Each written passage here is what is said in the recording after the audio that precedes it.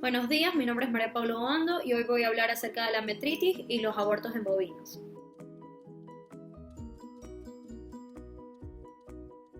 La metritis es una inflamación del útero normalmente debido a una infección microbiana que se produce durante los 21 días posteriores al parto. Normalmente es a los 10 días. Se observa casi siempre después de un parto anormal o una retención placentaria.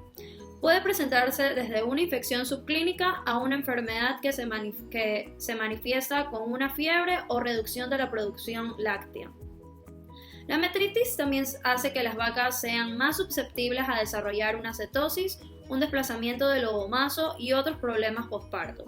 Puede además provocar trastornos de la fertilidad, temporales o permanentes e incluso la muerte. La metritis suele estar asociada con una contaminación del útero por la bacteria Archaeobacterium pyogenes, ya sea sola o junto con otros microorganismos patógenos como el Fusobacterium necrophorum. Justo después del parto, el útero ofrece un entorno ideal para la multiplicación de las bacterias. Durante la primera semana postparto, la contaminación bacteriana llega a afectar hasta el 90% de las vacas. Las defensas inmunitarias de la vaca en fase de posparto pueden verse desbordadas por las necesidades del animal y aumentar así las posibilidades de desarrollar una metritis favorecida por parto de gemelos, ternero muerto, parto difícil, asistencia incorrecta al parto e hipocalcemia. Una alimentación inadecuada puede interferir con la involución uterina que se produce tras el parto. Una involución rápida es fundamental para expulsar de forma natural el líquido amniótico, las membranas fetales y las bacterias presentes en el tracto reproductor. La presencia de secreción uterina durante las 2 semanas que siguen al parto es un signo normal de involución y evacuación, que indican que todo está ocurriendo como debería. Pero si esa secreción vaginal es de un olor pútrido y se acompaña de fiebre, casi siempre es consecuencia de una metritis. Otros signos que se pueden observar en el animal son la pérdida del apetito, deshidratación, letargo y disminución de la producción láctea. Se puede establecer el diagnóstico a partir de la sintomatología, la epidemiología y el aislamiento de la bacteria en un laboratorio. El tratamiento se lo puede dar de 3 maneras: con una terapia intrauterina a partir de la oxitetraciclina, con un tratamiento sistemático a base de antibióticos de amplio espectro y antibióticos con buena llegada al útero. Entre estos están la trimetoprima con sulfadoxina, tetraciclinas, apilinas y penicilinas, y la terapia hormonal de las prostaglandinas. La prevención y la intervención precoz son estrategias claves para limitar el impacto económico de la metritis. Es importante aplicar las siguientes prácticas en la gestión de la explotación para reducir la incidencia de esta. Entre esas está la buena alimentación, las salas de parto limpias y secas y una higiene adecuada en la asistencia a partos difíciles. La metritis ejerce un efecto importante sobre la productividad de la vaca y su rentabilidad, dado que esta enfermedad puede provocar pérdidas de ingresos asociadas a la producción láctea. Esto se debe a que es un momento en donde el consumo de materia seca es fundamental para satisfacer las demandas de la lactación. Las vacas enfermas están aletargadas y dejan de comer, con lo que desciende su producción. De ahí se encuentra el mayor intervalo de parto-fecundación, porque las tasas de concepción y de detección de celo son menores. Luego están los mayores costos de inseminación al tener que repetir las inseminaciones artificiales. Una mayor frecuencia de descarte, lo que aumenta los costos de sustitución y mayores costos veterinarios.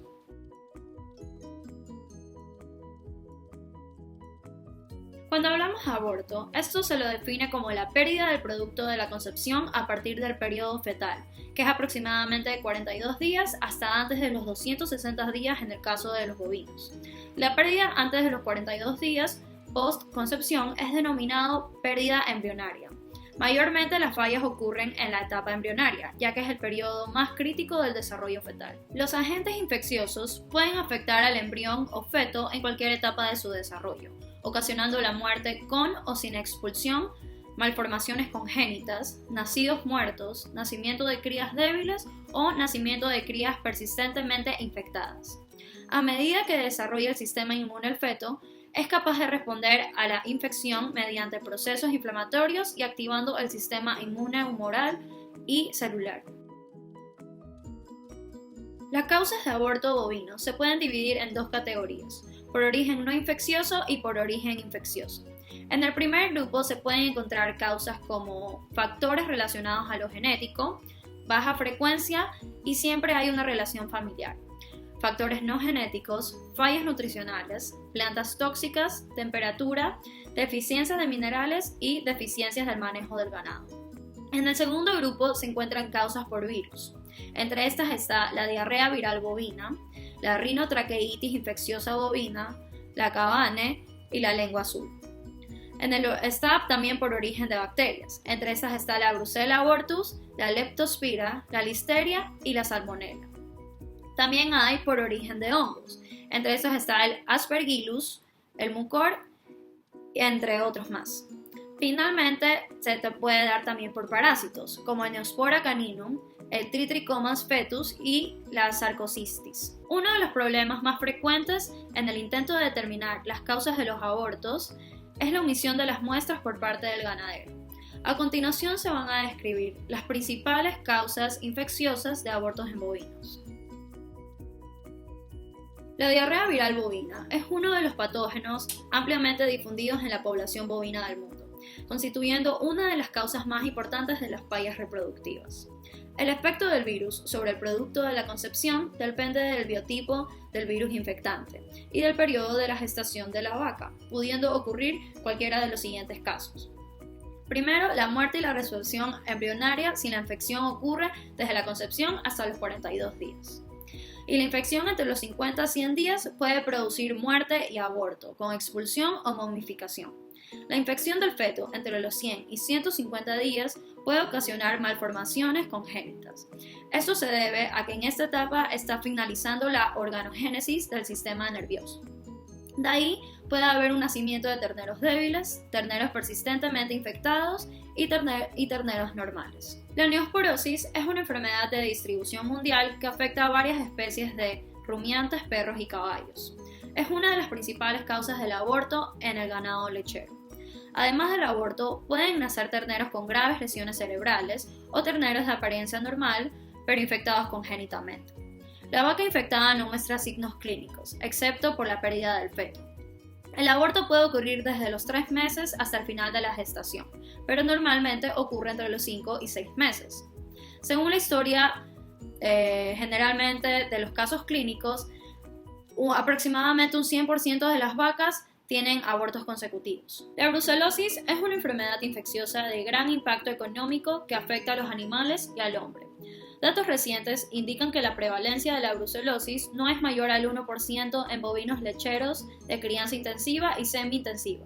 Sin embargo, existen casos esporádicos de abortos por brucela en pequeños criadores no organizados y que constituyen una permanente amenaza para el resto de ganaderos.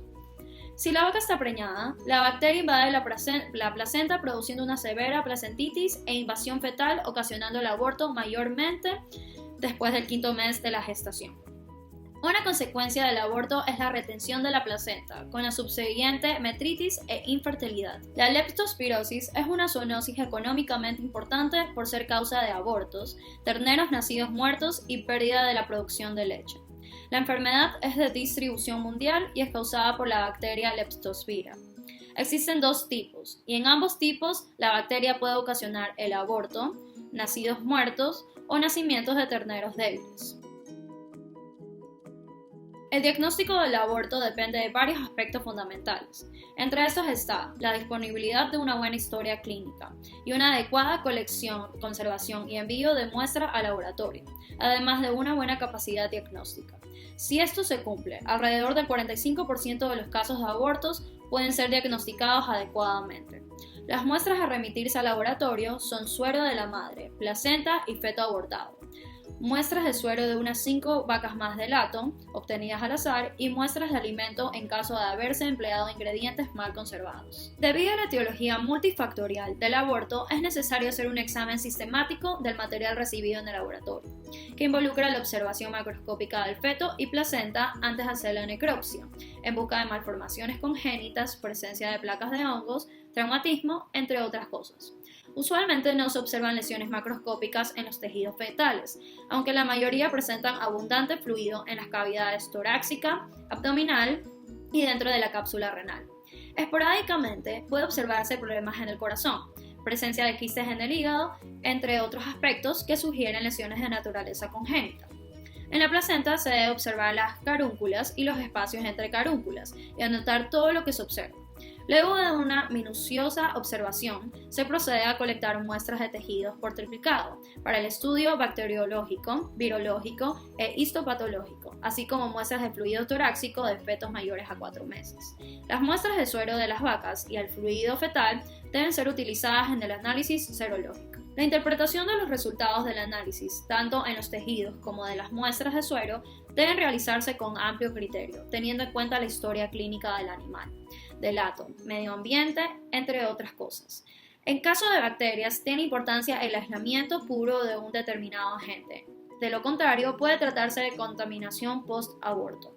Los resultados serológicos en casos de abortos deben analizarse con sumo cuidado, pues dependerá de la prevalencia de la infección en una determinada área y la permanencia de los anticuerpos en el animal.